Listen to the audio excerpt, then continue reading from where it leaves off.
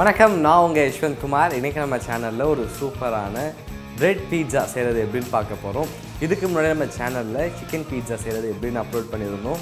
அதை பார்த்துட்டு நிறைய பேர் ரொம்ப ஈஸியாக டேஸ்டியாக அவன் இல்லாமல் ஒரு சூப்பரான பீட்சா கேட்டிருந்தீங்க. அதை கேட்ட ஒவ்வொருத்தருக்காகவும் இந்த ரெசிபியை நான் டெடிகேட் பண்ணிக்கிறேன். இப்போ இதுக்கு தேவையான இன்க்ரீடியன்ட்ஸ் அண்ட் இது எப்படி செய்கிறது அப்படின்றத பார்த்துருவோம். பிரெட் பீட்சா செய்கிறதுக்காக 7லேருந்து 8 துண்டு சாண்ட்விச் பிரெட் வச்சுருக்கேன்.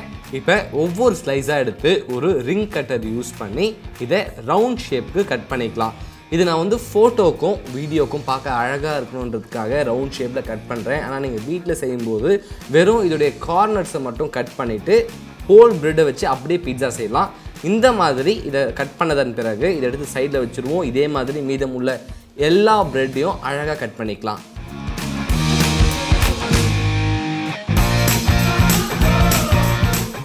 எல்லா பிரெட்டையும் அழகாக ரவுண்டாக கட் பண்ணி ஒரு சாப்பிங் போர்டில் அரேஞ்ச் பண்ணியிருக்கேன்.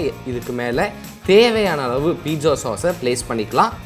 இந்த பீட்சா சாஸ் எப்படி செய்கிறது அப்படின்றத ஏற்கனவே நான் நம்ம சேனலில் அப்லோட் பண்ணியிருக்கேன். வேணும்னா ஒரு முறை நீங்கள் பாருங்கள். ப்ளேஸ் பண்ணதன் பிறகு ஸ்பூனுடைய பேக் சர்ஃபேஸ் யூஸ் பண்ணி இதை ஈவனாக ஸ்ப்ரெட் பண்ணிடலாம்.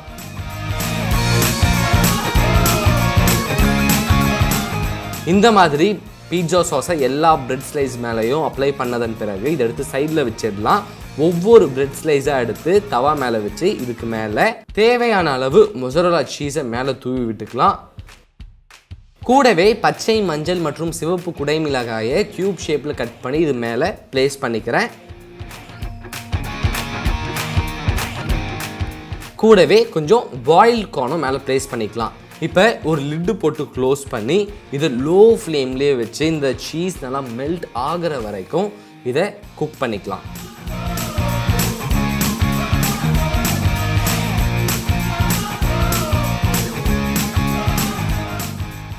2 to 3 minutes லோ ஃப்ளேம்லேயே வச்சு இந்த பிரெட் பீட்சாவை குக் பண்ணியாச்சு. இதோடைய லிட்டு ஓப்பன் பண்ணிடலாம். இது மேலே இருக்கக்கூடிய சீஸ் நல்லா மெல்ட் ஆகிருக்கு. அது மட்டும் இல்லாமல் பிரெட்டும் நல்லா க்ரன்ச்சியாக இருக்குது. அவ்வளோதான், ரொம்பவே ஈஸியான டேஸ்டியான கிட்ஸுக்கு ரொம்பவே பிடித்த பிரெட் பீட்சா ரெடி. இதை அழகாக எடுத்து ஒரு பிளேட்டில் போர்ஷன் பண்ணிக்கலாம்.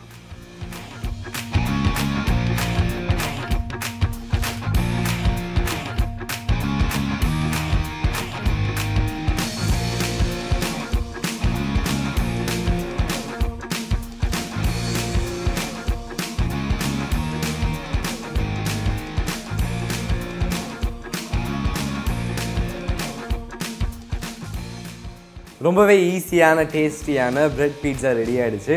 இந்த பிரெட் பீட்சாக்கு நம்ம பிரெட் ஸ்லைசஸை ரவுண்டாக கட் பண்ணியிருக்கோம். இது நான் ஃபோட்டோக்கும் வீடியோக்கும் நல்லாயிருக்கும் அப்படின்றதுக்காக இப்படி செய்திருக்கேன். ஆனால் நீங்கள் இது வீட்டில் பண்ணும்போது ஹோல் பிரெட் வச்சு நீங்கள் பீட்சா செய்யலாம். ஸோ வீட்டில் ட்ரை பண்ணி பார்த்துட்டு உங்களுடைய ஃபீட்பேக்கை கீழே கமெண்ட் பண்ணுங்கள்.